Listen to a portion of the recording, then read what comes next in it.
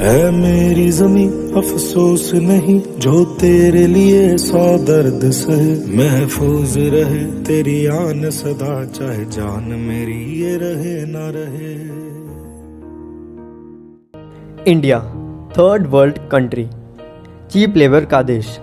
लेकिन फिर हम सोचते हैं कि पेप्सिको का वर्ल्ड वाइड हेड कौन है, वर्ल्ड का सबसे हाईएस्ट यूथ पॉपुलेशन कहाँ है, यूनिलीवर कौन चला रहा है, कौन चला रहा है वोडाफोन, गूगल, डॉइच बैंक।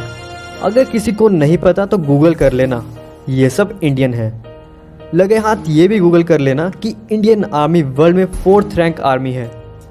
हम एक ऐसे देश के निवासी हैं जहां धरती को माँ की तरह पूजा जाता है, और ना जाने इस धरती ने कितने ही शूरवीरों को जन्म दिया है, और कितने ही फौजियों ने अपने भारत माता के लिए, इस धरती के लिए जाने निछावर की हैं। एक ऐसा ही शूरवीर की कहानी जो सच्ची घटना पर आधारित है, जिससे कई लोग अनजान हैं। मैं रमेश कुमार। मैंने इंडियन आर्मी नई ज्वाइन की थी। सिक्किम पोस्टिंग के लिए ट्रेन से गैंगटॉक जा रहा था। मेरे सामने वाली सीट खाली थी और उस सीट के नीचे 2 बड़े बड़े बक्से पड़े थे। मैंने देखा उस सीट के पास आकर कई जवान हाथ जोड़कर जा रहे थे। ये देखकर मुझे बड़ा अजीब लगा, पर मैंने इस पर ध्यान न देकर अपने बस्ते से सर लगाकर सो गया। देर रात जब मेरी आंखें खुली तो अंधेरे में मुझे उस सीट पर बैठा एक आदमी दिखा और मुझे वो मुस्कुराते चेहरे के साथ देख रहा था। उस समय मैं थोड़ा घबरा गया। फिर मैंने उससे पूछा कि क्या ये सीट तुम्हारी है, तो उसने आंखों के इशारे से हाँ कहा। फिर मैंने उससे पूछा कि लोग उसकी सीट पर आकर हाथ क्यों जोड़ रहे थे। इस बात पर उसने कोई जवाब नहीं दिया। मैंने दोबारा पूछने की कोशिश की, पर वो मुस्कुराते चेहरे के साथ मुझे ही देख रहा था। मैंने उसे सनकी समझकर सो गया। जब दोबारा आंखें खुली तो उसकी सीट पर कोई नहीं था। उस टाइम मुझे बहुत अजीब लगा। सारी रात मैं उसके बारे में सोच कर सो नहीं पाया। सुबह स्टेशन आते ही जब ऑफिसर्स उसकी सीट के नीचे पड़े तो बक्से लेने आए, तब मुझसे रहा नहीं गया। मैंने उनसे उस आदमी के बारे में पूछ ही लिया। तो जब उन्होंने मुझे उस आदमी के बारे में बताया तब मेरे होश ही उड़ गए।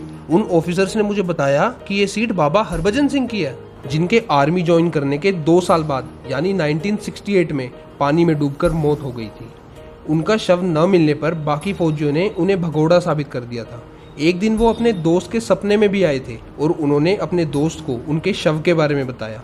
आर्मी सर्च के बाद उनका शव वही मिला जहां उन्होंने अपने दोस्त को बताया था, और तब से वो फौजियों के सपने में आकर उन्हें दुश्मनों के बारे में पहले से ही बता देते हैं। इस तरह वो मरने के बाद भी इंडोनेशिया बॉर्डर पर देश की रक्षा करते आए हैं।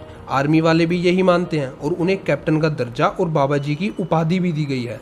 उनके नाम का एक मंदिर भी बनवाया गया जहां उनका बिस्तरा बिछाया जाता है और उनके कपड़े और जूते भी रखे जाते हैं। जब उनके कमरे की सफाई होती है तब उनके बिस्तर पर सिलबटे और जूतों पर कीचड़ लगा होता है। और तो और उन्हें घर जाने के लिए 2 महीने की छुट्टी भी दी जाती है और उनका सारा सामान उनके गाँव भी भेज दिया जाता है। उस समय मैं ये सब सुनकर दंग रह गया और तभी के तभी उनके मंदिर चला गया। उनकी छवि के बारे में मैं सोच ही रहा था, एक बार फिर उनकी छवि मेरे सामने आ गई और वो वही मुस्कुराते चेहरे के साथ चले गए। ये कहानी थी बाबा हरभजन सिंह की, जिनके देश के प्रति प्रेम को देखकर मेरे मन में फौजी सर की एक बात याद आ रही है।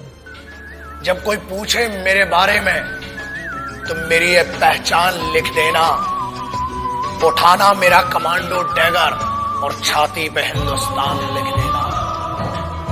कोई पूछे पागल था वो कौन, तो भगत सिंह और क्रांतिकारियों का चेला और इंकलाब का गुलाम लिख देना।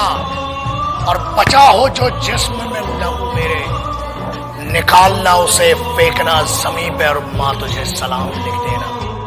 आज़ाद है हम, आज़ादी का जश्न मनाएंगे, शूरवीरों की कहानी आज फिर दोहराएंगे। दी जो कुर्बानी उन्होंने मरते दम तक ना भूल पाएंगे। आज़ाद है हम, आज़ादी का जश्न मनाएंगे। प्रेम और भाईचारे का संदेश हर जन तक पहुंचाएंगे।